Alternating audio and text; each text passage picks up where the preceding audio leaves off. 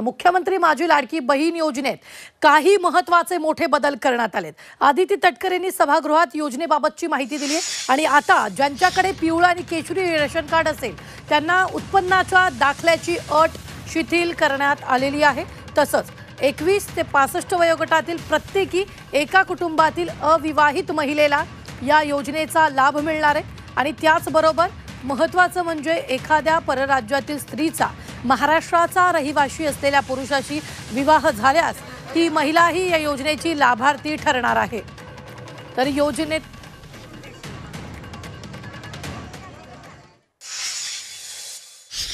ज्या कुटुंबाकडे पिवळे व केशरी रेशन कार्ड उपलब्ध असेल त्यांना उत्पन्नाच्या दाखला प्रमाणपत्रापासून सूट देण्यात येत आहे।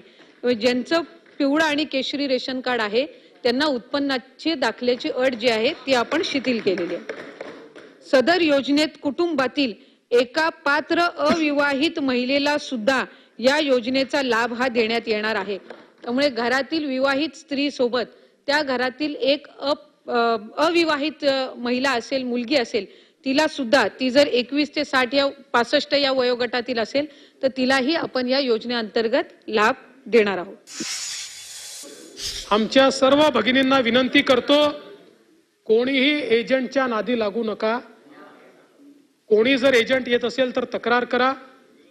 अमरावतीमध्ये एका सरकारी कर्मचाऱ्याने गडबड करण्याचा प्रयत्न केला, काल त्याला नोकरीतनं काढून टाकलं, सस्पेंड केलं आणि त्याला बडतर्फ देखील करण्याचा विचार राज्य सरकार करत आहे।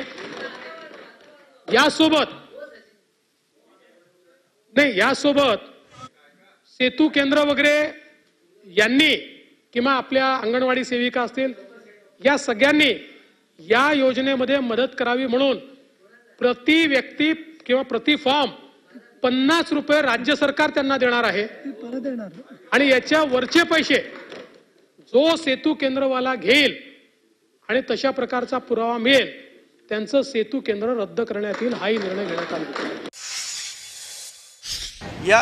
ज्या दोन योजना महिला भगिनींसाठी आम्ही केल्या त्या एक अतिशय जिव्हाळ्याच्या पोटी केलेल्या आहेत आणि म्हणून सर्व प्रशासनाला देखील आमच्या सूचना आहेत की शासन ज्या आत्मीयतेने या योजना सुरू केलेल्या आहेत त्याचा लाभ प्रत्यक्ष महिला भगिनींना मिळाला पाहिजे।